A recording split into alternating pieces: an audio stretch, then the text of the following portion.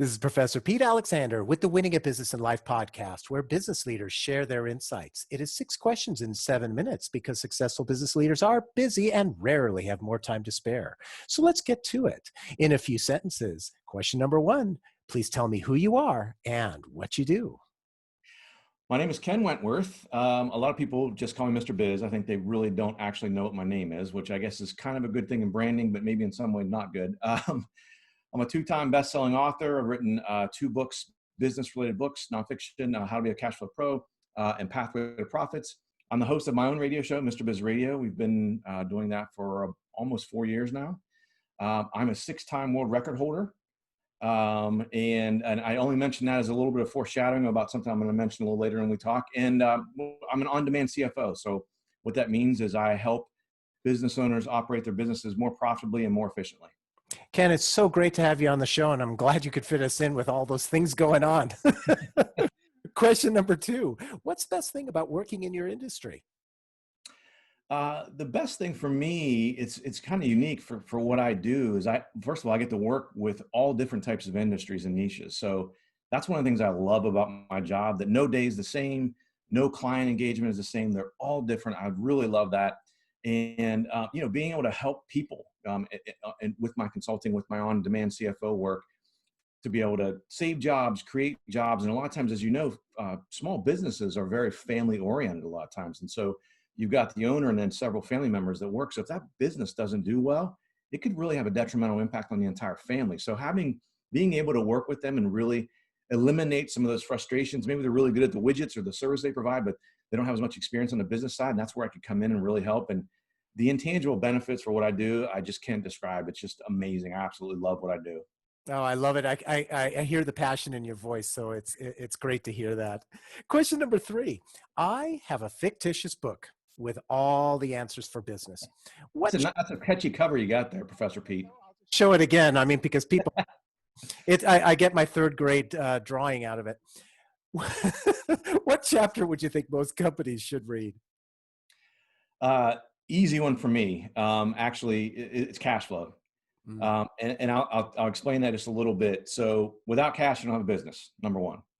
Now, some people might say, well, geez, revenue is important. You got to have revenue. Of course, that's critically important. But there are plenty of businesses that have had a lot of revenue and still failed because they didn't manage their cash flow. So really, really important. I would also add on there that, so cash flow, I would say, is the most important chapter. I got to throw in 1A and 1B, and that would be budgeting and pricing, because those are literally my 3 pillars of financial success that I work with every single business on. We start with cash flow, we go on budgeting. You have to have a budget. If you don't want to have a budget, I can't work with you. It's a deal breaker. That's how important they are. And then pricing. Pricing's so important. I call it the silent business killer. A lot of businesses have products or services I call it the silent business killer, because they don't realize that they're actually losing money on that particular product, and they're selling it like hotcakes, and they don't understand why they're having cash flow problems. They're not making money, and that's why. So it's critically important. And yeah, I can just imagine they don't understand that they're losing money on every single product. They blow it out as fast as they can, and that means that their money is just going out the door faster than they can keep up. Yeah, absolutely. Yeah. Question number 4, other than the generic work harder, have a great attitude, and care for customers, what advice or insight would you give to other business leaders? Yeah, I mean, again, this is another easy one. I've spoken with this about a lot, and that's why I kind of mentioned my 6 world records, because I wanted to make sure that people understand that I do have a little bit of a reasoning on the why I talk about this, and I have some real life examples to back it up. But I have this thing, I never realized I had a system, so per se, or a process, but of course I had to come up with an acronym for it as I started thinking through it. So I call it SMAC, S-M-A-C. And in short, and I literally give 45 to 60-minute talks about this. So I promise, Professor Pete, I will keep it concise. So SMAC, what does it stand for? The S is start with yes. So any type of goal you have to start with yes. It all deals with mindset. So you have to make sure that what you are passionate about it, and that's what, a lot of times, and you can't see my whole body, but a lot of times when I do this talk in front of people, I'll ask them, if I told you I hold a world record, what would you think it's in? Of course, and I get a lot of humorous answers because I don't look like a big muscular guy, but it's in bench pressing. And so people are like, what? And so I talk through a lot of the examples of how that mindset and starting with yes is so important. So that's the S. The M is to model expert behavior. Someone's already been there, right? Even if you're trying to break a world record, you're trying to go beyond what someone else has done. Someone's already gone sort of down that path. There's no reason you don't have to recreate the wheel. Find someone who's really good at what you're trying to get good at and reach out to them. Read their book, go out to YouTube, find their videos. There is so much free content out there. And, when I first became a radio show host, I'll tell you, Professor Speed, I did the first show and I listened to it later on that evening and I thought, oh my gosh, this is the most awful thing I've ever heard in my life. I have to get better at this or I gotta stop it. So I literally reached out to one of my favorite quotes, Steve Jobs, if you don't ask, the answer is always no. I said, what the heck? I reached out to 4 nationally syndicated radio show hosts and said, hey, I just started a show. I'm a rookie. I would love to pick your brain a little bit, blah, blah, blah. Every single one of them got back to me. I ended up on the phone with 2 of them.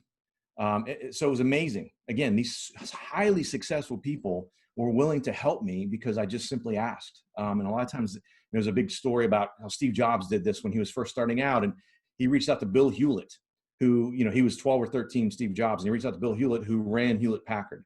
Here's this 12 or 13-year-old kid who did that. Obviously turned out pretty well for him, right? In the computing world.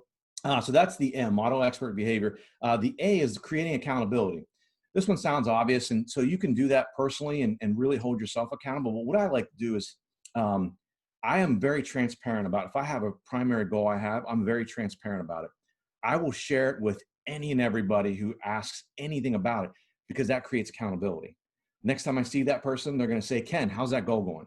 And I don't want to let them down. And that's one of the things I do when I speak about this. I say, who in here likes to let people down? Right? Of course, no one does. So creating that accountability with other people in your circle that you interact with pretty often, because now you don't want to let them down and you know that they're going to ask about it. You don't have that awkward conversation.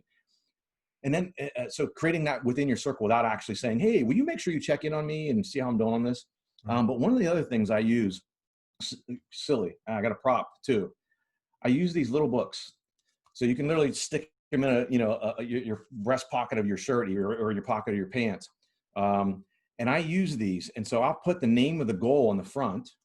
And then every day I have the day and I have to write down at least 3 things I did that day to get myself closer to that ultimate goal. Because sometimes the goals might be a 6-week goal, it might be a 6-month goal. So how do you keep yourself motivated?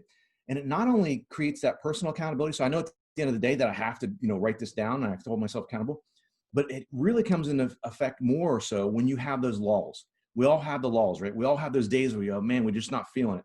What I do is I pick up this book, I flip back 10 pages and I read 10 pages back. What did I do 10 days ago? And then I look at 9 days and I look at 8 days. Next thing you know, I'm fired up because I see all the sacrifices I've already made and all of a sudden I'm ready to go again. So really important, that accountability. And the last one is what I call, the C is consistent perseverance. And there's a great quote by Babe Ruth, I think probably the greatest baseball player of all time. He said, it is impossible to beat someone who never gives up. It's that proverbial get knocked down 7 times, get up 8. You can't fail if you continue to exhibit consistent perseverance. So I hope I kept that short enough. That's the shortest version of the 45 to 60 minute talk I give, but super, super important and massively powerful. Yeah, and I love how you talked about each one. It's great, and it's an easy to consume acronym. That's SMAC'd. I love it. Absolutely love it. Question number 5: what other business leader like yourself would you like to acknowledge and invite to be on my podcast? Yeah, I can think of 2 guys right off the top of my head. Jason Case, who I've worked with for several years now, fantastic guy in the digital space, and a guy by the name of Ken Hasty. Another phenomenal guy. He's more in the sales and growth space, but both phenomenal guys. And I think they'd be really good guests on the show. Perfect. I'll reach out to both of them. Thank you for the referrals. And our final question number 6, please tell me about your first job. First job. Now, Professor Pete, this is going to put me on the spot a little bit, and it's going to date me for sure, if you can't tell by my gray hair here. But my first job, I was a paper delivery boy. A lot of people listening are going, what, delivered what? Paper? Plain paper? A newspaper delivery boy. That was my very first job. I think I was 12. And I wanted this is going to date me again, a Commodore 64 computer. And we couldn't afford it. And I'm like, I got to get it. And I lived in a very hilly area, so I couldn't just mow lawns like a lot of, boys that age would do. My parents wouldn't let me because it was too dangerous. And so I got this paper route, and I played sports. And so I had to fit it in between sports and had to figure out how I was going to make enough money to get this computer and all that kind of stuff. So even back then I was reverse engineering my goals to get, to achieve them. I love it. And yeah, I was a paper boy too. That was my first job. And, the Commodore 64, my goodness, that would have been a great computer. I was looking at a TRS-80, I believe. Yeah, I think a 64 was after the TRS-80. Yeah, that was like the next evolution, I think. Yeah. Well, good. I don't feel so bad now. You know exactly what I'm talking about. Exactly.